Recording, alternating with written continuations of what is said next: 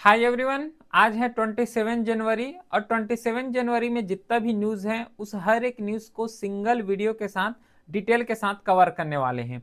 ये जितना भी न्यूज़ कवर कर रहे हैं, जितना भी डिफेंस एग्जाम है उसको टारगेट करके जिस तरीके से फैक्चुअल क्वेश्चन पूछे जाते हैं और कौन से डायमेंशन से कॉन्सेप्चुअल क्वेश्चन पूछे जाते हैं, तो एक सिंगल वीडियो में पूरा वन स्टॉप सॉल्यूशन होने वाले हैं करंट अफेयर्स का। ठीक है, इसमें जो है एडिटोरियल भी डिस्कस करने वाले हैं जिससे रिटन एग्जाम में भी क्वालिफाई कर सको, रिटन एग्जाम में भी जो है मदद हो सके। प्लस जो इंटरव्यू होते हैं, जो माइंड को एक अप लेवल में जाना है, वो भी यहाँ से कर सकोगे। क्लियर है? तो स्टार्ट करते हैं फर्स्ट न्यूज़ के साथ। अभी रिसेंटली जो है असम स्टेट ने अनाउंस किए हैं अटल विचल अग्रामी। ठीक है, अटल विचल अग्रागमी योजना है फॉर रिसर्च स्कॉलर के लिए। ये जो है स्कीम्स अभी रिसेंटली लॉन्च किए गए हैं। क्यों लॉन्च किए गए हैं, समझते हैं इसको। असम गवर्नमेंट है इसके द्वारा ही लॉन्च किए गए हैं। ये एक स्टेट लेवल स्कीम है, ध्यान रखना। ठीक है, सेंट्रल लेवल स्कीम नहीं है।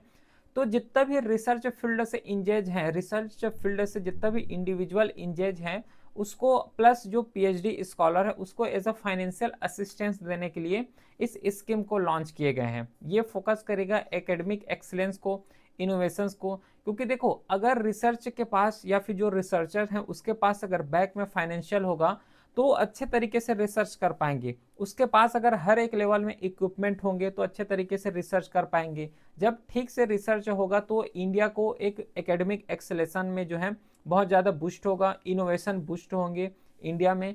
इसका सिंपल सा लॉजिक जो है ये है इस स्कीम को लाने के लिए कि जितना भी फाइनेंशियल बर्डन होते हैं स्कॉलर का उसको रिड्यूस कर सके।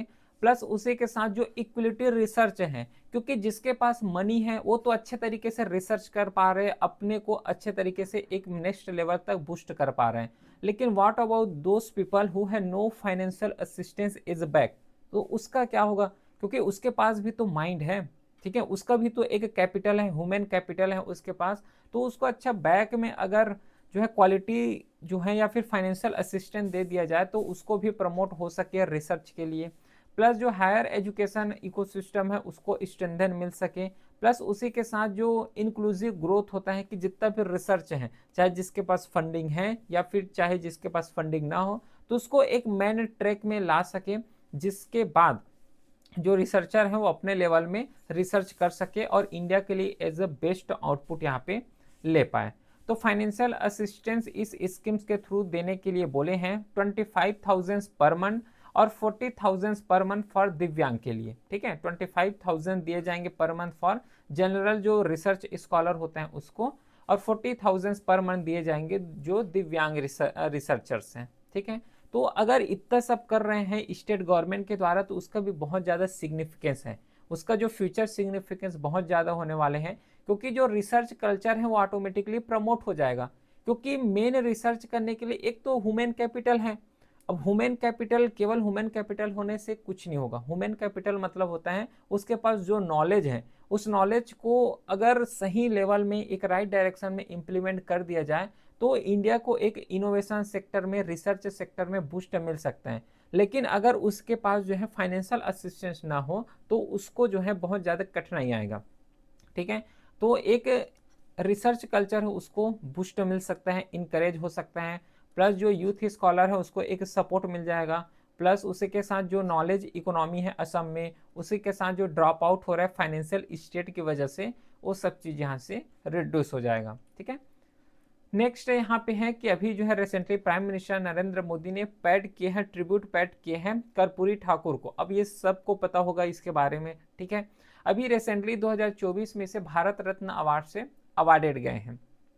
इसे जाने जाते हैं Jan Nayak, leader of the masses, इसके नाम से इसे जाने जाते हैं। और ये प्रोमिनेंट सोशलिस्ट लीडर रहे हैं, फ्रॉम बिहार से बिलोंग करते हैं और बिहार से ही सोशलिस्ट लीडर रहे हैं।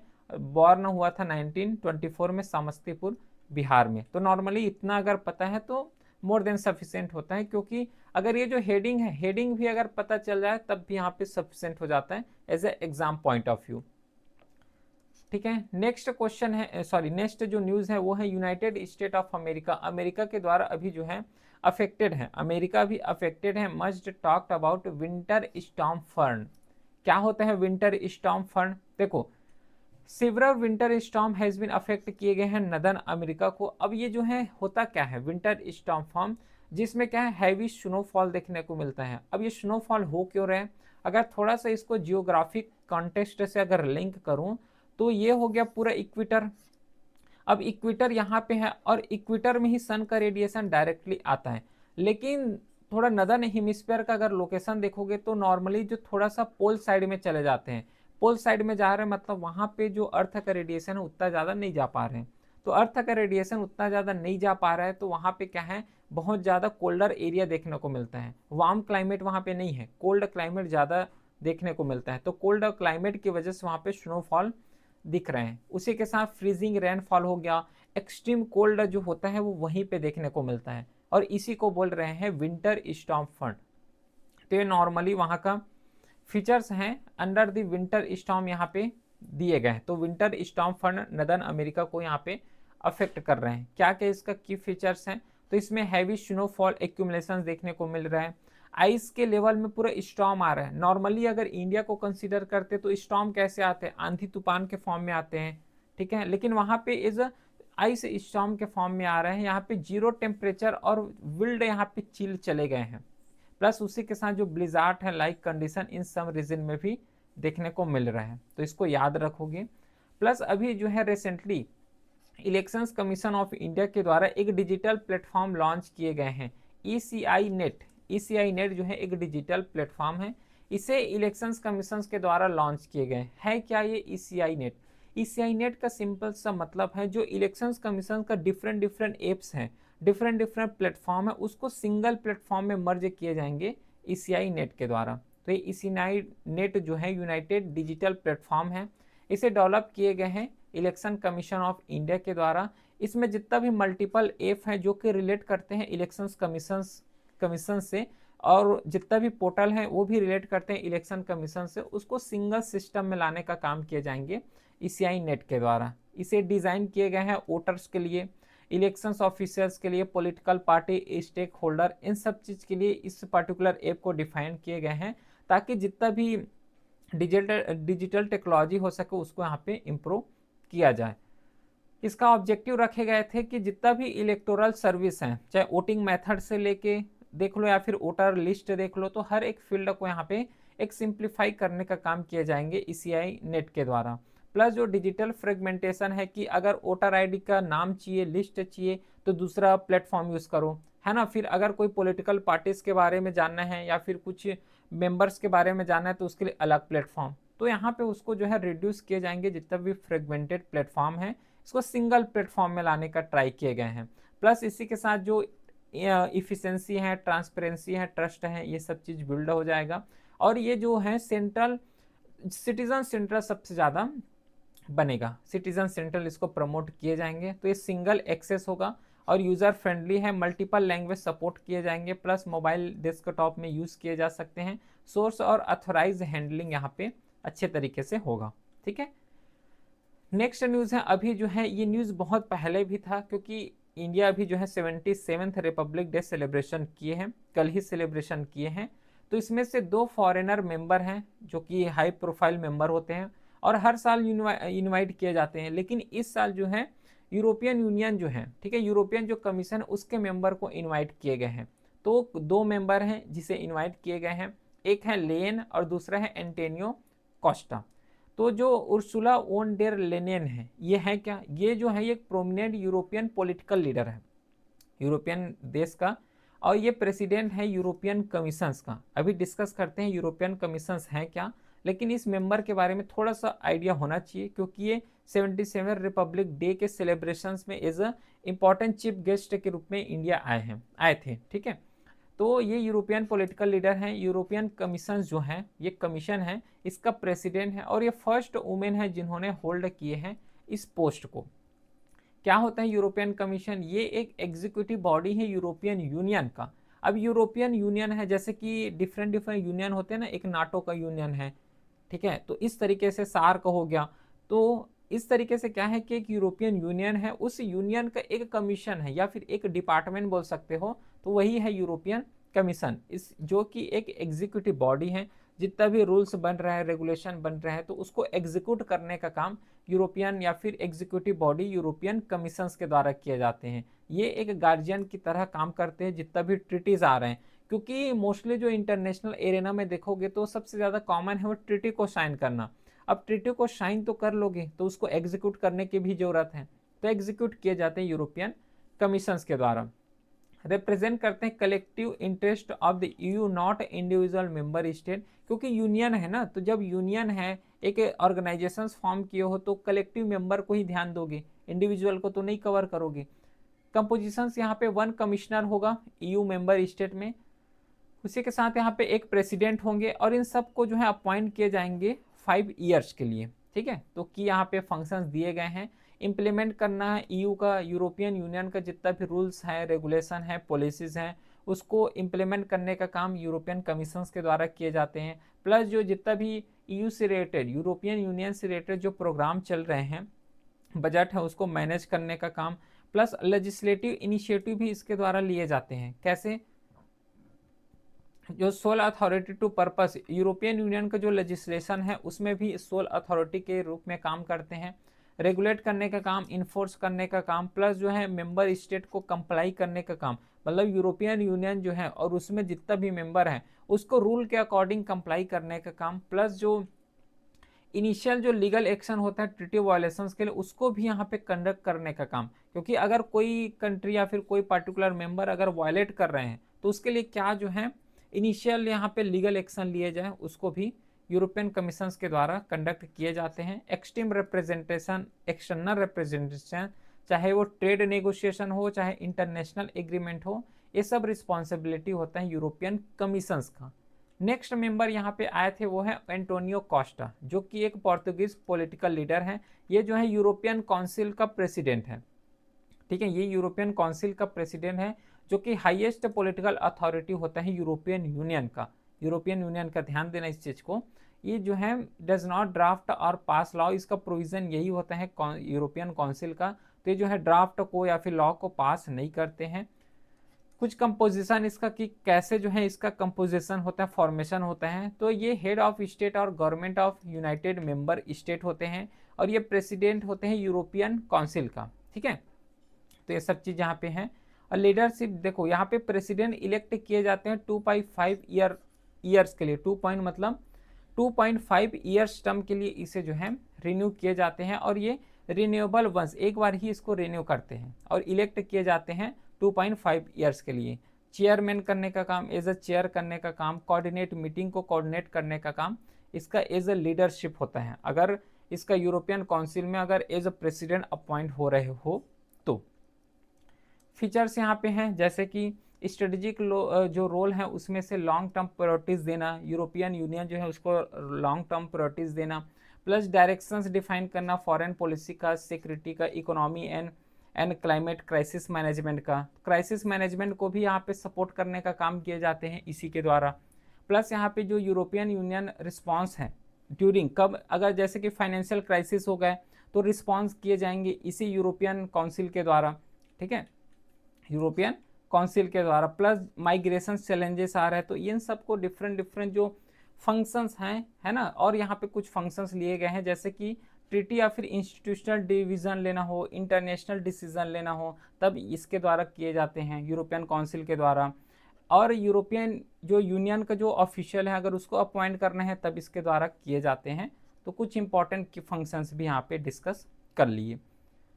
नेक्स्ट इंटर करते हैं जो है नेशनल वोटर्स डे। इसे ऑब्जर्व करते हैं, हर साल ऑब्जर्व करते हैं 25 जनवरी को। 25 जनवरी को, क्योंकि इलेक्शंस कमीशन ऑफ इंडिया जो है 25 जनवरी को इस्टेब्लिश किए गए थे 1950 को। तो इसी के कमेमोरेट में, इसी के फाउंडेशन डे के रेस्पेक्ट में जो है नेशनल वोटर्स डे हर साल ऑब्जर्व करते हैं 25 जनवरी को। इसका ऑब्जेक्टिव है कि जो न्यू वोटर हैं, स्पेशली जो यूथ हैं, उसको यहाँ पे इंकरेज किया जा सके, प्लस जो एक वोटर्स का अधिकार होता है उसको यहाँ पे बताया जा सके। ठीक है, कि 1 वोट का वैल्यू कितना होता है, प्लस जो इलेक्टोरल अवेयरनेस है, पार्टिसिपेशन कैसे होना चाहिए, किस तरीके से पार्टिसिपेशन होना चाहिए, वोट का क्या वैल्यू होता है, इन सबको बताने का काम। प्लस जो डेमोक्रेटिक वैल्यू है उसको स्ट्रेंथन करने का काम, high important of free and fair election हो सके तो ये जो है कुछ इंपॉर्टेंट ऑब्जेक्टिव हैं जिसके थ्रू इस जो इलेक्शंस कमीशन ऑफ इंडिया इसको फाउंडेशन में रखे गए थे, और इसी के फाउंडेशन डे के रेस्पेक्ट में 25 जनवरी को नेशनल वोटर्स डे सेलिब्रेट करते हैं, जो कि 2026 का थीम रहा है nothing live voting I vote for sure. ठीक है, nothing live voting like voting I vote for sure, याद रखना 2026 का थीम है, बहुत ज़्यादा इंपॉर्टेंट थीम है ये। इलेक्शंस कमीशन ऑफ इंडिया ये एक कॉन्स्टिट्यूशनल बॉडी है। ठीक है, कॉन्स्टिट्यूशनल बॉडी का मतलब होता है कि इसे संविधान जब कॉन्स्टिट्यूशन फ्रेम किए गए थे तब से लागू हैं। एक होता है स्टेटरी बॉडी। ठीक है, स्टेटरी बॉडी का मतलब होता है कि इसे जो है एक एज अ लॉ के थ्रू या फिर पार्लियामेंट में रखे गए थे, तो उसके वोटिंग के थ्रू वहाँ पे पास किए गए थे, पार्लियामेंट से पास किए गए थे, जिसपे प्रेसिडेंट का एसेंट है, तो उसको स्टेटरी लॉ बोलते हैं। लेकिन कॉन्स्टिट्यूशनल लॉ मतलब होता है जो कि कॉन्स्टिट्यूशन जब फ्रेम किए गए थे तब से है। इसका रिस्पॉन्सिबिलिटी है कि जो फ्री इलेक्शन है, फेयर इलेक्शन हो गया, इम्पार्शियल इलेक्शन कंडक्ट कराने का इलेक्शंस कमीशन ऑफ इंडिया का। आर्टिकल 324 याद रखने, आर्टिकल 324 को इसके थ्रू जो है इसे कॉन्स्टिट्यूशन में रखे गए हैं, जो कि इंटीग्रिटी है डेमोक्रेटिक प्रोसेसेस का। इस्टेब्लिश कब किए गए थे ये पता हो गया है ना, इसी के कमोमेरेट में नेशनल वोटर्स डे सेलिब्रेट करते हैं। इसमें कंपोजिशन होता है, एक इलेक्शन कमीशन होगा और जो है बाकी इलेक्शन कमिश्नर होंगे। अब देखो ये जो बाकी इलेक्शन कमिश्नर है ये चेंजेस होते रहते हैं। कभी ऐसा होता है कि ये जो है इलेक्शन कमिश्नर जो अदर इलेक्शन कमिश्नर है उसका जो है 2 मेंबर रखे जाते हैं, कई ईयर ऐसे होते हैं जिसमें से 3 मेंबर हो जाते हैं, तो ये चेंजेस होते हैं और अपॉइंट करने का काम प्रेसिडेंट ऑफ इंडिया के द्वारा किए जाते हैं। ठीक है, तो ये तो हो गया पूरा जो है न्यूज़ रहे हैं, जो कि फैक्चुअल न्यूज़ रहे हैं, एग्जाम ओरिएंटेड से बहुत ज़्यादा इंपॉर्टेंट है उसको। अब इंटर करते हैं एडिटोरियल एनालिसिस की तरफ।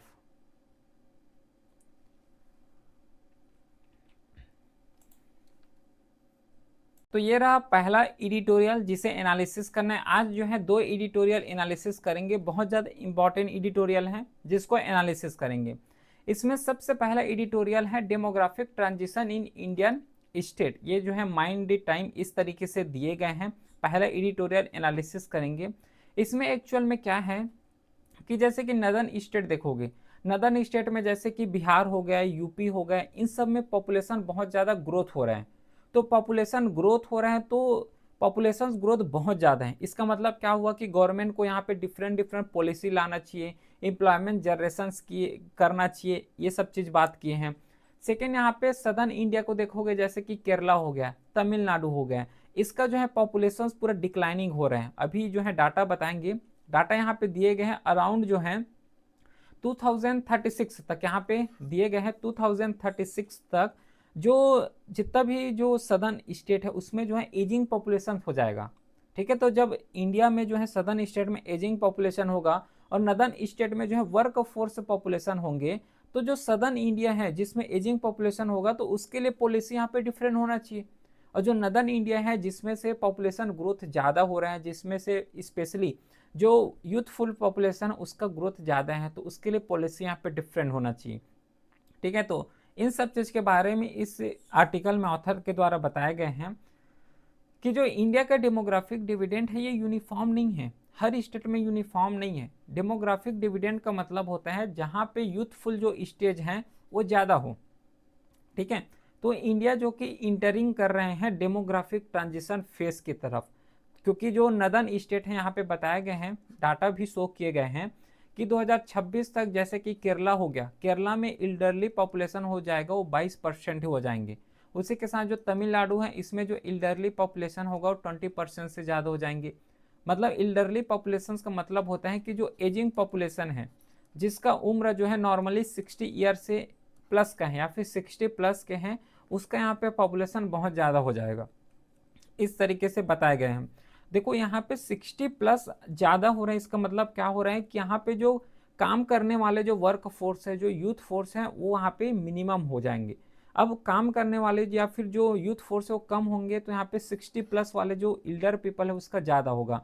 अब 60 प्लस वाले सबसे पहले तो काम नहीं कर पाएंगे, प्लस इसके पास जो इज क्योंकि 60 प्लस है तो डिफरेंट डिफरेंट यहाँ पे डिसीज का सामना करना पड़ता है। तो जब यहाँ पे काम ही नहीं कर पा रहे हैं और केवल यहाँ पे जितना भी हॉस्पिटल खर्च है वो ज़्यादा बढ़ जाएगा, क्योंकि 60+ पे डिफरेंट डिफरेंट डिसीज होंगे। अब डिफरेंट डिफरेंट डिसीज होंगे तो उसके लिए जो है दवाई चाहिए। अब दवाई चाहिए तो उसके लिए बैक में फंडिंग चाहिए, लेकिन यहाँ पे यूथ पॉपुलेशन है ही नहीं, यूथ पॉपुलेशन पूरा डिक्लाइनिंग फेज में जा रहे हैं, तो कमाएगा कौन? ठीक है, तो ये यहाँ पे बहुत ज़्यादा कंसर्न होते हैं अगर कोई पर्टिकुलर स्टेट अगर जो है एजिंग पॉपुलेशन में जा रहे हैं। जैसे कि इंटरनेशनल एरिना में एग्जाम्पल लिया जाए जापान का, क्योंकि जापान में भी एजिंग पॉपुलेशन बहुत ज़्यादा हो रहा है, तो बहुत ज़्यादा चैलेंजेस होता है। लेकिन अगर एक और एग्जांपल जो है अदर साइड अपोजिशन साइड में लिया जाए जहाँ पे यूथ पॉपुलेशन बहुत ज़्यादा है, जैसे कि बिहार हो गया, उत्तर प्रदेश हो गया, झारखंड हो गया, ये कुछ ऐसा स्टेट है जहाँ पे यूथ पॉपुलेशन बहुत ज़्यादा है, मतलब यूथ एज के लोग ज़्यादा है बहुत। तो इसके लिए क्या यहाँ पे पॉलिसी होना चाहिए?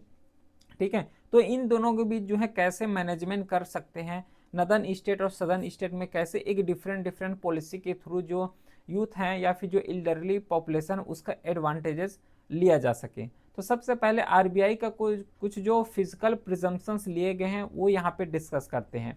क्या क्या कि जो आरबीआई है, दो जो है प्रिजम्पशंस दिए गए हैं। पहला दिए गए हैं जो कि जो एजिंग स्टेज हैं उसके लिए, कि जो एजिंग स्टेट है उसके लिए जो सब्सिडी दिए जा रहे हैं उसको रेशनलाइज करो, है ना, क्योंकि पॉपुलेशन जो एजिंग पॉपुलेशन है वो बहुत ज़्यादा है, तो वर्क फोर्स नहीं है, तो उसमें जो सब्सिडी दे रहे हो या तो उसको बढ़ा सकते हो as compare to northern state, बढ़ा दो, या फिर उसको जो है एज अ रेशनलाइज करो। प्लस जो पेंशन है, पेंशन स्कीम्स को भी यहाँ पे बढ़ाना चाहिए, क्योंकि वहाँ पे पेंशन स्कीम को बढ़ाओगे तो बैंक में फंडिंग रहेगा, मनी रहेगा, तभी तो जितना भी डिसीज आ रहे हैं, हॉस्पिटल एक्सपेंसेस हैं, उसको यहाँ पे मिनिमाइज किया जा सके। प्लस उसी के साथ यूथफुल स्टेट के लिए भी बताया गया है आरबीआई के द्वारा कि यूथफुल स्टेट है मतलब यहाँ पे वर्क फोर्स ज़्यादा है, तो यहाँ पे जो ह्यूमन कैपिटल है वो भी ज़्यादा होंगे। ह्यूमन कैपिटल मतलब एज अ ह्यूमन अपने लेवल में कितना कैपेसिटी है, इकोनॉमिक के टर्म में इसको ह्यूमन कैपिटल बोलते हैं। तो जो ह्यूमन कैपिटल है उनमें इन्वेस्ट करो। जैसे कि रिसर्चर हैं, अगर रिसर्चर को बैक में अगर फंडिंग करते हो तो ये रिसर्च करके इनोवेशंस कर सकते हैं, इनोवेशन करेंगे तो अल्टीमेटली इंडिया का इनोवेशन होगा। प्लस यहाँ पे पॉपुलेशन ज़्यादा है, वर्क फोर्स पॉपुलेशन ज़्यादा है, तो यहाँ पे फैक्ट्री इस्टेब्लिश करना चाहिए। फैक्ट्री इस्टेब्लिश करेंगे तो और ज़्यादा जो है मैन्युफैक्चरिंग सेक्टर बूस्ट होगा। सर्विस सेक्टर में इन्वेस्टमेंट करना चाहिए, क्योंकि यहाँ पे बूस्ट लेबर यहाँ पे बहुत ज़्यादा है। समझ पा रहे हो, जो लेबर हैं, लेबर कैपेसिटी वो नदर्न इंडिया में बहुत ज़्यादा है, तो उस तरीके से उसको प्रायोरिटाइज करना चाहिए। तो दोनों के लिए यहाँ पे आरबीआई के द्वारा कुछ यहाँ पे प्रिस्क्रिप्शन दिए गए हैं। लेकिन यहाँ पे पॉलिटिकली या फिर इकोनॉमिकल कंसर्न भी है। कैसे? क्योंकि जो सदर्न इंडिया है वो डबल डिसएडवांटेजेस में है। कैसे डबल डिसएडवांटेजेस में है? अगर देखोगे जो सदर्न स्टेट है उसमें जो टैक्स का डिवोल्यूशन किए जाते हैं वो बहुत ज़्यादा कम है as compare to northern state. Northern state में जो है पॉपुलेशन ज़्यादा है, तो वहाँ पे टैक्स डिवोल्यूशन कम करो। क्यों कम करना है? क्योंकि वहाँ पे यूथ एम्प्लॉयमेंट ज़्यादा है, तो जो है कमा सकते हैं। ठीक है, लेकिन अगर एज कंपेयर किया जाए सदर्न स्टेट, क्योंकि सदर्न स्टेट जो है एजिंग पॉपुलेशन में जा रहे हैं, तो एजिंग पॉपुलेशन में जा रहे हैं तो कमाने वाले उतना ज़्यादा तो नहीं रहेंगे, तो इसको क्या करना चाहिए, थोड़ा सा यहाँ पे जो टैक्स डिवोल्यूशन है उसको बढ़ाना चाहिए। टैक्स डिवोल्यूशन का मतलब होता है कि जितना भी हम लोग टैक्स दे रहे हैं, कॉमन पीपल टैक्स दे रहे हैं, प्लस जितना भी फंडिंग आ रहे हैं तो स्टेट को भी देते हैं। जो सेंट्रल गवर्नमेंट है वो स्टेट गवर्नमेंट को भी शेयर करते हैं, तो स्टेट गवर्नमेंट को शेयर कहाँ पे करना चाहिए? जिस स्टेट को ज़्यादा ज़रूरत है। प्लस उसके बाद जो है लोअर पार्लियामेंट्री रिप्रेजेंटेशन है, क्योंकि जो पार्लियामेंट में मेंबर जाए जाते हैं वो पॉपुलेशन के बेस में जाए जाते हैं। ये जो आर्टिकल है इसको आई थिंक परसों ही डिस्कस किए हैं, क्योंकि नदर्न इंडिया में जो है पॉपुलेशन ज़्यादा है, तो पॉपुलेशन ज़्यादा है तो वहाँ पे ज़्यादा मेंबर जाते हैं। सदर्न इंडिया में पॉपुलेशन कम है, तो यहाँ पे पॉपुलेशन कम के हिसाब से जो है मेंबर कम जाते हैं, तो पार्लियामेंट में भी रिप्रेजेंटेशन जो है सदर्न इंडिया का बहुत ज़्यादा कम होता है। ये चीज़ जो है ऑथर के द्वारा बताए गए हैं। लेकिन यहाँ पे चैलेंजेस भी हैं। अगर यूथफुल स्टेट जैसे कि नदर्न स्टेट को अगर देखा जाए तो नदर्न स्टेट में पॉपुलेशन ज़्यादा तो है, लेकिन उसमें भी चैलेंजेस हैं। क्या क्या चैलेंजेस हैं? सबसे पहले एजुकेशन में स्पेंडिंग उतना ज़्यादा नहीं हो पा रहा है, क्योंकि यूथ पॉपुलेशन है तो एजुकेशन स्पेंडिंग हालांकि ज़्यादा करना चाहिए, लेकिन ये जो है बहुत ज़्यादा यहाँ पे क्राइसिस हो रहे हैं। जितना ज़्यादा एजुकेशन में स्पेंडिंग करोगे उतना ज़्यादा एजुकेशन फील्ड स्ट्रांग होगा। अब जितना ज़्यादा एजुकेशन फील्ड स्ट्रांग करोगे तो सीधी सी बात है जो यूथ वहाँ से इमर्ज होकर आएंगे वो पूरा कैसे होंगे? एज अ एजुकेटेड पीपल होंगे। तो एजुकेटेड पीपल होंगे तो इंडिया को एक नेक्स्ट लेवल में ले जाने में बहुत ज़्यादा हेल्पफुल करेंगे। फिर नेक्स्ट जो क्राइसिस है वो है मिसमैच, स्किल मिसमैच का। कैसे? देखो, स्किल मिसमैच में क्या है कि जो है एजुकेटेड पीपल है लेकिन वो अनएजुकेटेड फील्ड में काम कर रहे हैं, तो स्किल का यहाँ पे मिसमैच हो रहा है। फिर उसमें जो लर्निंग आउटपुट आ रहे हैं, आउटकम जो आ रहे हैं वो भी बहुत ज़्यादा ही कम आ रहा है, पुअर लर्निंग आउटकम आ रहे हैं, क्योंकि जिस तरीके से एजुकेशन सिस्टम को डिज़ाइन किए गए हैं, क्योंकि यहाँ पे एजुकेशन सिस्टम को अगर थोड़ा सा देखोगे तो फ्यूचर ओरिएंटेड होना चाहिए। जो एजुकेशन है, इन्वेस्टमेंट या फिर जो सर्विस सेक्टर उस पर ज़्यादा फोकस करना चाहिए, मैन्युफैक्चर में। लेकिन यहाँ पे कुछ यहाँ पे जैसे कि रटने वाला कॉन्सेप्ट होता है ना, वो वहाँ पे एजुकेशन सिस्टम में बहुत ज़्यादा है। ऑटोमेशन हो गया, एआई हो गया मैन्युफैक्चरिंग, क्योंकि ये पूरा इमर्जिंग सेक्टर है। ध्यान देना, जो ऑटोमेशन सेक्टर हो गया, एआई सेक्टर हो गया, पूरा फ्यूचर में इमर्जिंग सेक्टर है, तो इसमें ज़्यादा ध्यान देना चाहिए। लेकिन यहाँ पे भी चैलेंजेस आ रहे हैं, ठीक है। उसी के साथ जो आरबीआई को पुश करना चाहिए फॉर लेबर इंटेंसिव सेक्टर, क्योंकि ये फॉल हो रहे हैं, ठीक है। क्योंकि नदन इंडियन में जो है लेबर ज़्यादा है, तो उसके हिसाब से इंसेंटिव लेना चाहिए, लेकिन ये भी फॉल कर रहे हैं। तो कुछ यहाँ पे चैलेंजेस डिस्कस किए हैं, लेकिन ये चैलेंजेस जो है जेंडर में भी इम्प्लाई होता है, जेंडर इम्पैक्ट भी किए जाते हैं, मेल हो गया या फीमेल हो गया उसमें से। क्योंकि वुमेन यहाँ पे लाइव कर रहे हैं लॉन्गर, वुमेन का जो जीवन जी रहे हैं, है ना, लाइफ एक्सपेक्टेंसी जिसको बोलते हैं, वो लॉन्गर है वुमेन का। लेकिन लॉन्गर तो है, लेकिन वो भी मिनिमल फाइनेंस असिस्टेंस के लॉन्गर हैं। वो तो जी रहे हैं, पूरा लंबे समय तक जी रहे हैं, लेकिन उसका जो फाइनेंशियल एसेट है वो बहुत ज़्यादा कम है। पेंशन उसको दिए जा रहे हैं, वो भी बहुत ज़्यादा कम दिए जा रहे हैं। तो यहाँ पे जेंडर को भी यहाँ पे इम्पेक्ट किए जा रहे हैं। और मोस्टली जो एल्डरली वुमेन को देखोगे जिसका लाइफ एक्सपेक्टेंसी बहुत ज़्यादा है, वो तो कभी एम्प्लॉयमेंट हुए नहीं है, नेवर। जो फॉर्मली एम्प्लॉयमेंट होते हैं वो नहीं हुए हैं, केवल वो जो है पेंशन मिलने जा रहे हैं उसके भरोसे हैं। और पेंशन भी बहुत ज़्यादा मिनिमल मिल जा रहे हैं, ठीक है ना, नहीं के बराबर पेंशन मिल जा रहे हैं। क्योंकि यहाँ पे इन्फ्लेशन बहुत ज़्यादा हो रहा है ना। इंडिया को अगर एज अ एग्जाम्पल अगर कंसीडर किया जाए तो इसमें इन्फ्लेशन बहुत ज़्यादा हो रहा है, तो इन्फ्लेशन के अकॉर्डिंग पेंशन भी ज़्यादा मिलना चाहिए, लेकिन पेंशन यहाँ पे कम ही मिल रहे हैं। फिर उसके बाद अगर और कुछ एसम्पशंस दिए गए हैं आरबीआई के द्वारा कि जो family support will continue, family support यहाँ पे कंटिन्यू होगा, लेकिन यहाँ पे रियलिटी क्या हो रहे हैं, एजिंग पॉपुलेशन का एग्जाम्पल लेके बता रहे हैं कि एजिंग पॉपुलेशन में जो है फैमिली सपोर्ट तो ज़्यादा होगा, लेकिन रियलिटी क्या है कि माइग्रेशंस हो रहे हैं। अगर बहुत ज़्यादा माइग्रेशन हो रहा है तो एजिंग पॉपुलेशन का क्या होगा? एजिंग पॉपुलेशन ऐसा तो नहीं कि वो लोग भी अब माइग्रेशन कर पाएंगे, माइग्रेशन नहीं कर पाएंगे ये लोग, क्योंकि इसका पॉपुलेशन अब एजिंग हो गया है, 60+ हो गया है, तो उतना माइग्रेशन नहीं कर पाएंगे। लेकिन रियलिटी में बहुत ज़्यादा माइग्रेशन देखने को मिल रहे हैं। अब माइग्रेशन चाहे एजुकेशन के फील्ड में हो, चाहे स्किल के फील्ड में हो, है ना, चाहे या फिर वर्क फोर्स के फील्ड में हो।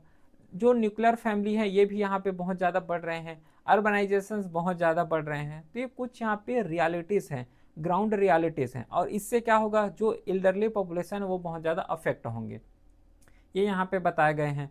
तो इस ऑथर के द्वारा वे फॉरवर्ड भी दिए गए हैं कि इतना ज़्यादा चैलेंजेस हैं, चाहे स्टेट को लेके चैलेंजेस हो, एल्डरली पॉपुलेशन स्पेशली इसको लेके चैलेंजेस हो, तो वे फॉरवर्ड भी दिए गए हैं, पॉलिसी रिकमेंडेशन भी दिए गए हैं बाय द ऑथर के द्वारा कि सबसे पहले ये काम करो कि न्यू इंडस्ट्रियल पॉलिसी लेके आओ। न्यू इंडस्ट्रियल पॉलिसी लेके आओगे तो इसमें क्या होगा, जॉब क्रिएशन होगा। अब जब नदन इंडिया को अगर कंसीडर किया जाए जिसमें यूथफुल पॉपुलेशन बहुत ज़्यादा है, तो इसमें अब अगर जॉब क्रिएशन करोगे तो नेशनल इनकम बढ़ेगा, नेशनल इनकम के साथ जो इंडिविजुअल इनकम है वो भी बढ़ेंगे, तो उसका जो लाइफ एक्सपेक्टेंसी है वो भी बढ़ जाएगा। प्लस कुछ फोकस सेक्टर भी बताए गए हैं कि जो ग्रीन एनर्जी है, केयर इकोनॉमी है, प्लस इसी के साथ जो सस्टेनेबल इंडस्ट्री, इसको ज़्यादा फोकस करो। क्योंकि ये जो फोकस जितना भी यहाँ पे लिखे गए हैं, वे फॉरवर्ड बताए गए हैं, ये पूरा इमर्जिंग सेक्टर है। सब लोग बात करते हैं कि जो ग्रीन हाउस गैसेस जो इमिशन हो रहे हैं उसको रिड्यूस करो। ये कब रिड्यूस हो पाएगा? ग्रीन एनर्जी के थ्रू रिड्यूस हो पाएगा। तो ये पूरा जितना भी यहाँ पे वे फॉरवर्ड दिए गए ये इमर्जिंग सेक्टर के रेस्पेक्ट में दिए गए हैं।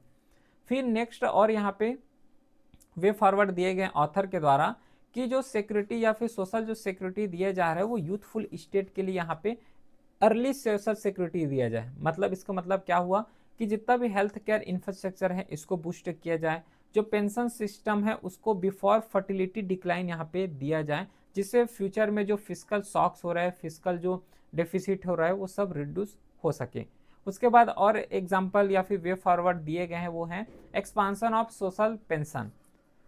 सोशल पेंशन को यहाँ पे एक्सपांसन करना चाहिए। देखो यहाँ पे अगर सदर्न स्टेट में एजिंग पॉपुलेशन ज़्यादा है तो वहाँ पे जो पेंशन दिए जा रहे हैं उसको थोड़ा सा हायर करना चाहिए, क्योंकि उतना ज़्यादा काम करने की अब कैपेसिटी नहीं होंगे। लेकिन रियलिटी क्या हो रहा है यहाँ पे, majority of elderly face financial dependency. अब फाइनेंशियल डिपेंडेंसी आ रहे हैं और इसका एक रीज़न क्या हो रहा है, देखो यहाँ पे माइग्रेशन हो रहा है। 60+ पीपल जो है फाइनेंशियल डिपेंडेंट हो रहे हैं पीपल के ऊपर, यूथफुल पीपल के ऊपर। लेकिन जो यूथफुल पीपल है ये तो माइग्रेशंस पे लगे हुए हैं, अर्बनाइजेशन हो रहा है बहुत ज़्यादा, तो इसका ख्याल कौन रखेगा 60+ पीपल का। समझ पा रहे हो इस चीज़ को। तो ये बहुत ज़्यादा रियलिटी है, ग्राउंड रियलिटी ये है। तो पेंशन थोड़ा सा उसके लिए बूस्ट किया जा सकता है। तो इस पर क्या बोले गए हैं, सॉल्यूशंस भी दिए गए हैं कि जो universal and adequate social pension है इसको थोड़ा सा बूस्ट किया जाए, जैसे कि अभी बताया। फिर नेक्स्ट जो और वे फॉरवर्ड दिए गए वो है पब्लिक गेरिएट्रिक केयर यहाँ पे दिया जाए, मतलब मासिव एक्सपांसन नीडेड है जिसके थ्रू यहाँ पे बेस्ट यूटिलाइज किया जा सके। आई होप कि ये जो आर्टिकल है वो अच्छे तरीके से समझ आया होगा।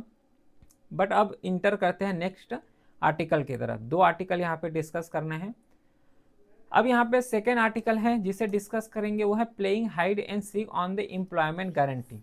इसमें जो है बहुत ज़्यादा क्रिटिक किए गए हैं एक्चुअल में, ठीक है। इसका ऑथर कौन है, विजिटिंग प्रोफेसर है डिपार्टमेंट ऑफ इकोनॉमिक्स जो रांची यूनिवर्सिटी वहाँ पे, इसके द्वारा इसको लिखे गए हैं। इसमें क्या बताए गए हैं कि अभी जो है मनरेगा का जो नाम है इसको अल्टर किए गए हैं। वीबी जी राम जी ये जो है मनरेगा का अल्टर नाम किए गए हैं। लेकिन जस्ट अल्टर नाम करने से कुछ नहीं होगा, क्योंकि जितना भी यहाँ पे रूल्स हैं रेगुलेशन है वो मनरेगा में है, उसी को यहाँ पे इम्प्लीमेंट किए हो, कॉपी पेस्ट किए हो। बस इसमें एक जो है बदले गए हैं। क्या बदले गए हैं कि जो मनरेगा में वर्किंग आवर है 120 डेज थे, लेकिन विजी राम में जो है 125 किए गए हैं। बस इतना ही किए गए हैं, इतना ही यहाँ पे डिफरेंस है। लेकिन यहाँ पे ऑथर के द्वारा ये भी बोले गए हैं कि जो 120 डेज से 125 बस किए हो तो इसमें न्यू एक्ट लाने की क्या जरूरत है, जो मनरेगा है उसी में 125 कर देते, उसी को अमेंडमेंट कर देते।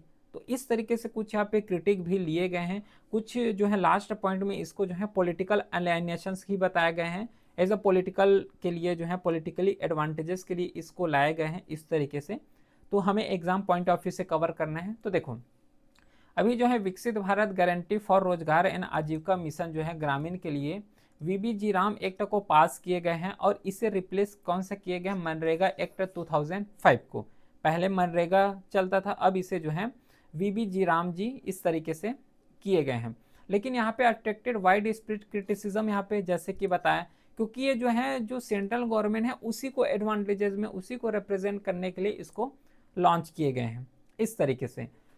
तो गवर्नमेंट ने क्लेम किए, 2 क्लेम यहाँ पे किए हैं गवर्नमेंट के द्वारा जब इसे लाए गए थे। सॉरी यहाँ पे 100 डेज हैं, ठीक है। यहाँ पे मैं जो है 120 बताया, ये 100 डेज हैं, 100 को यहाँ पे 120 किए, ठीक है, माई मिस्टेक। तो गवर्नमेंट जो है 2 क्लेम यहाँ पे किए गए हैं और उसका आर्गूमेंट भी समझना।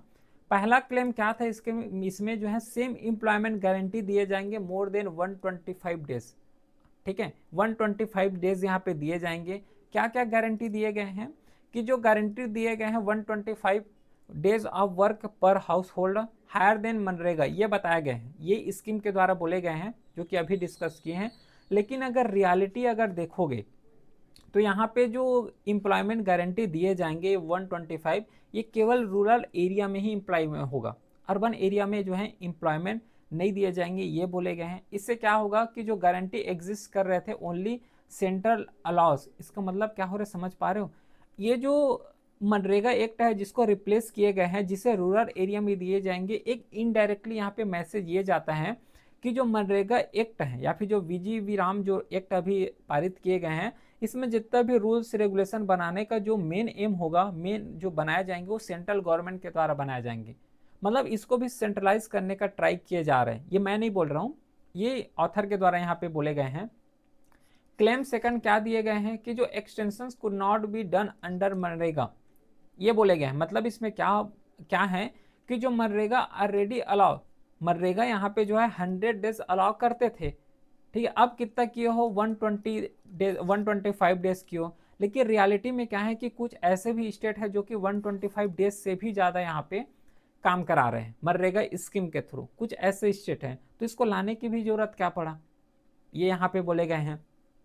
प्लस यहाँ पे डिस इंटाइटलमेंट कंट्रोवर्सी है। इसका मतलब क्या होता है, डिस इंटाइटलमेंट, इन्होंने MNREGA to prevent frivolous work applications if a worker, इसका सिंपल सा मीनिंग ये समझना, जैसे देखो ये मनरेगा एक्ट है या फिर अभी जो लाए गए हैं वीजी राम एक्ट लाए गए हैं मनरेगा को रिप्लेस करके, इसमें क्या प्रोविजन लाए गए हैं, अगर कोई वर्कर जो है एम्प्लॉयमेंट के लिए अप्लाई करता है, चलो उसका एम्प्लॉयमेंट के लिए अप्लाई हो गया, ठीक है, लेकिन यहाँ पे ये बोले गए हैं कि अगर वो 3 मंथ से, है ना, अगर 3 मंथ से काम में नहीं जाता, काम नहीं करते हैं, तो उसका जो रिकॉर्ड है उसको यहाँ पे सस्पेंड कर दिया जाएगा। मतलब जो एम्प्लॉयमेंट के लिए जो अप्लाई किए गए थे उसको सस्पेंड कर दिए जाएंगे, ये बोले गए हैं। लेकिन इसमें ऑथर के द्वारा ये बोले हैं कि जो इस तरीके से स्कीम यहाँ पे ऐड किए गए हैं वो 20 साल से भी ज़्यादा हो गए हैं, 20 साल हो गए, लेकिन इसका कभी भी यूज़ नहीं हुआ है, तो इसको लाए क्यों, ये एक डाउट आएगा यहाँ पे, ठीक है। तो ये ऑथर के द्वारा भी क्वेश्चन किए जा रहे हैं कि 3 मंथ यहाँ पे अगर काम में नहीं जा रहे हैं, है ना, 3 मंथ से काम में नहीं जा रहे हैं तो इसको सस्पेंड कर रहे हो, लेकिन ये जो रूल है ये 20 साल से कभी भी यूज़ में ही नहीं आए हैं, तो इसको लाने की ज़रूरत ही क्या पड़े। तो कंक्लूजन यहाँ पे ये बोले गए हैं कि जो है removal of this conclusion is a symbolic, और यहाँ पे कोई रियल इम्पैक्ट पड़ भी नहीं रहा है। 3 मंथ यहाँ पे काम में नहीं जा रहे हो, मतलब एक वर्कर के लिए 3 मंथ बहुत ज़्यादा होते हैं, और सबको पता है कि 3 मंथ कोई घर में बैठेंगे नहीं, काम में जाएंगे ही जाएंगे, तो इसको लाने की जरूरत भी नहीं था, और कोई रियल इम्पैक्ट भी ये डालने वाले नहीं है, ठीक है, ये यहाँ पे बोले गए हैं। फिर नेक्स्ट आता है जो कि ऑथर के द्वारा क्वेश्चन किए गए हैं, वो है नॉर्मेटिव फंडिंग, वो है demand driven funding. Normative funding मतलब होता है कि जो कि प्री डिसाइडेड है, गवर्नमेंट ने पहले से डिसाइड कर दिए गए हैं कि इतना काम करोगे तो इतना मजदूरी मिलेगा, समझ पा रहे हो, इतना काम करोगे तो इतना मजदूरी मिलेगा, ये प्री डिफाइंड है। लेकिन डिमांड ड्राइवन मॉडल में क्या होता है कि अगर जो पब्लिक है वो काम कर रहे हैं, डेली काम में जा रहे हैं, है ना, उसी के साथ ज़्यादा काम कर रहे हैं, तो उसको उसी के अनुसार यहाँ पे काम मिलना चाहिए। जैसे कि नॉर्मेटिव में जो है 5 फीट यहाँ पे गड्ढा करना है या फिर जो है काम करना है, इसको ऐसे एग्जाम्पल से समझो। नॉर्मेटिव में कोई पीपल जैसे कि 5 आवर्स का काम कर रहे हैं, तो 5 आवर्स का काम कर रहे हैं लेकिन हार्ड काम कर रहे हैं, बहुत ज़्यादा काम कर रहे हैं, तो बहुत ज़्यादा काम कर रहे हैं लेकिन उसको भी जो है उतना ही मनी मिलेगा जो कि प्री डिसाइडेड है। अगर मान लो 120 या फिर 200 मिलने वाले हैं तो कितना भी हार्ड काम कर लो 200 ही मिलेगा। लेकिन डिमांड ड्राइवन में क्या होता है कि 5 आवर काम कर रहे हो लेकिन बहुत ज़्यादा हार्ड काम कर रहे हो, तो हार्ड काम के अनुसार मनी मिलना चाहिए ना, ठीक है, लेकिन वो तो प्री डिसाइडेड है, 200 मिलेगा तो 200 मिलेगा, चाहे हार्ड काम करो चाहे लो काम करो, लेकिन उसको जो है डिमांड ड्राइवन मॉडल में कन्वर्ट करना चाहिए, ये बोले गए हैं।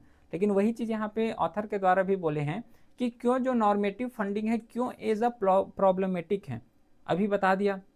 प्रॉब्लमेटिक यही है क्योंकि जो डी फैक्टो बजट कैप है ना, ये पहले से डिसाइडेड है, और ध्यान रखना जो मनरेगा में इन्वेस्ट किए जाते हैं केवल 0.25% ही इन्वेस्ट किए जाते हैं इंडिया के पूरा जीडीपी का, प्लस उसी के साथ जो स्टेट है अनलाइकली टू एक्सिस देम, और स्टेट भी नहीं चाहते कि हमें जो है डिमांड ड्राइवन फंडिंग की तरफ जाना चाहिए, जो जितना ज़्यादा काम करे उसको यहाँ पे ज़्यादा मनी देना चाहिए, ये स्टेट भी नहीं चाहते।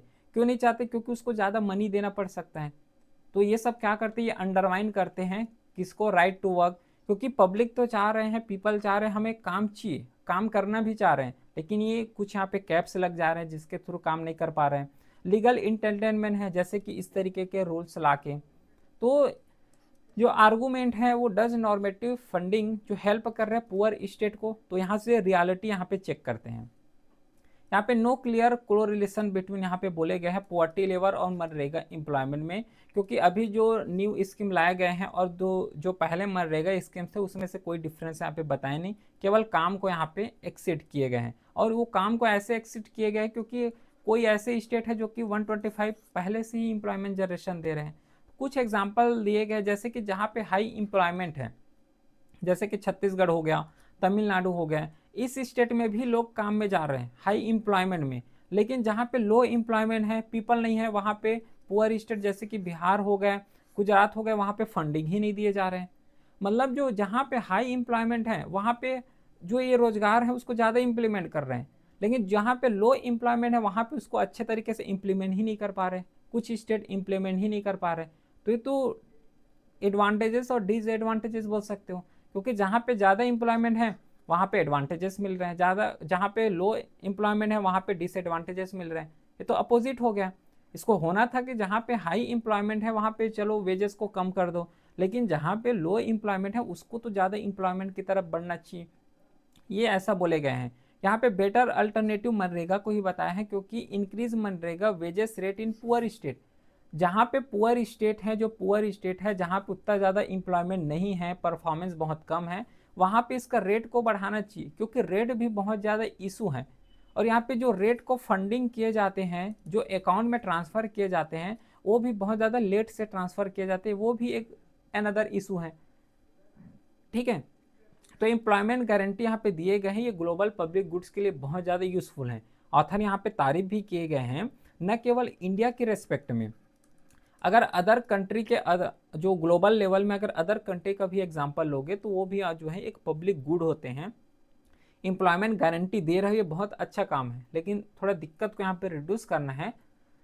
एम्प्लॉयमेंट जनरेशन, एम्प्लॉयमेंट गारंटी एक बोल्ड इनोवेटिव आइडिया है, नॉट फॉर इंडिया, अभी जैसे कि बताया, क्योंकि यहाँ पे better govern state performing well in normal, जैसे कि यहाँ पे हिस्टोरिकली चल रहे हैं, मिड डे मील चल रहे हैं, मैटरनिटी बेनिफिट्स चल रहे हैं, ये तो बहुत अच्छे तरीके से काम कर रहे हैं। लेकिन यहाँ पे मनरेगा का बात आता है, इसमें केवल 0.25% का ही जीडीपी को कैलकुलेट कर रहे हैं, 0.25% का ही जीडीपी यहाँ पे दे रहे हैं, जो कि यहाँ पे बहुत ज़्यादा मिनिमम होता है। ठीक है, इस चीज़ को याद रखना है। लेकिन एक और पॉइंट आउट किए गए ऑथर के द्वारा, जो कि इतना ज़्यादा टेक्नोलॉजी आ रहे हैं और टेक्नोलॉजी मनरेगा के केस में भी यूज़ किए जाते हैं। अगर मनरेगा का थोड़ा सा कवर करोगे तो मनरेगा में जितना भी मनी आता है, एक तो लेट से आते हैं, ठीक है, और लेट से आते हैं, और मनरेगा में टेक्नोलॉजी का भी बहुत ज़्यादा यूज़ किए जाते हैं, जैसे कि आधार कार्ड लिंक हो गया, तो आधार कार्ड लिंक की वजह से डायरेक्टली बैंक में मनी चले जाते हैं, जो अकाउंट में डायरेक्टली मनी जाते हैं। लेकिन इतना ज़्यादा जो टेक्नोलॉजी यूज होने के बाद यहाँ पे करप्शंस एक आर्गूमेंट रहता है, करप्शंस यहाँ पे भी किए जाते हैं मनरेगा के केस में। देखो यहाँ पे ग्राउंड रियलिटी में ऑथर के द्वारा बताए गए हैं कि जो मनरेगा में टूल यूज किए जाते हैं वो ऑलरेडी डिजिटल टूल हैं, क्योंकि यहाँ पे आधार बेस्ड पेमेंट किए जाते हैं, डायरेक्ट बेनिफिट ट्रांसफर किए जाते हैं, है ना, मिस प्लेटफॉर्म का यूज करते हैं। लेकिन यहाँ पे जो दिक्कत आता है वो है वेज डिले का, क्योंकि टेक्नोलॉजी यूज कर रहे हो, टेक्नोलॉजी यूज़ कर रहे हो तब तो बहुत ज़्यादा जल्दी आ जाना चाहिए, आधार बेस्ड पेमेंट कर रहे हो, अकाउंट में डायरेक्टली ट्रांसफ़र कर रहे हो, तो वेज तो जल्दी आना चाहिए, लेकिन यहाँ पे वेज का डिले हो रहा है, पेमेंट का यहाँ पे डाइवर्जन हो रहा है, मतलब पेमेंट डायरेक्टली बैंक अकाउंट में ना जाके, जैसे कि एग्जाम्पल दिए गए हैं, एयरटेल वॉलेट में जा रहे हैं। 2017 में ये इशू आया था कि बैंक में डायरेक्टली ना जाके एयरटेल वॉलेट में चले जा रहे हैं, प्लस वर्कर यहाँ पे फ्रस्ट्रेशन हो रहे हैं बहुत ज़्यादा, क्योंकि टाइम टू टाइम इसको वेजेस नहीं मिल रहे हैं। ठीक है, उसके बाद यहाँ पे टेक फेलियर भी बहुत ज़्यादा देखने को मिलता है, क्योंकि टेक्नोलॉजी को भी रन करने के लिए कोई इंडिविजुअल चाहिए, है ना, मिडिल मैन चाहिए, और मिडिल मैन के द्वारा ही बहुत ज़्यादा करप्शंस देखने को मिलता है। ये इनफॉर्मल करप्शंस भी होता है और फॉर्मल करप्शंस भी किए जाते हैं, यहाँ पे ये ऑथर के द्वारा बताए गए हैं। तो यहाँ पे वीजी राम जो एक्ट लाए गए थे, इसमें से केवल जो 120% यहाँ पे कैप लगाए हो, यहाँ पे बढ़ाए हो, इसको बढ़ाए हो, ठीक करे हो, लेकिन यहाँ पे जो टेक्नोलॉजी है उसको बूस्ट करना था, पेमेंट सिस्टम है उसको बूस्ट करना था, उसी के साथ जो जितना भी मनरेगा में जो फॉल्ट थे उसको यहाँ पे इम्प्रूवमेंट करना था, लेकिन केवल और केवल 120 डेज यहाँ पे दिए गए हैं। प्लस उसके बाद वही बताया, पहले ही बताया था कि जितना भी यहाँ पे प्रोविजन लाए गए हैं पूरा कॉपी पेस्ट लाए गए हैं। बाकी अदर यहाँ पे बोले गए हैं कि जितना भी यहाँ पे लाए गए हैं मनरेगा को चेंज किए गए हैं, वो पॉलिटिकल या फिर उसको जो है सेंट्रलाइजेशन बनाने के तौर पर किए गए हैं, ये पॉलिटिकल ओरिएंटेशन है। ठीक है, आई होप कि यहाँ तक समझ आ गया होगा कि 2 आर्टिकल में हर एक पॉइंट डिस्कस किया है डिटेल के साथ। कोई भी क्वेरी हो तो let me know on WhatsApp, और इसका PDF जो है टेलीग्राम चैनल में, वेबसाइट में अपलोड हो जाएगा।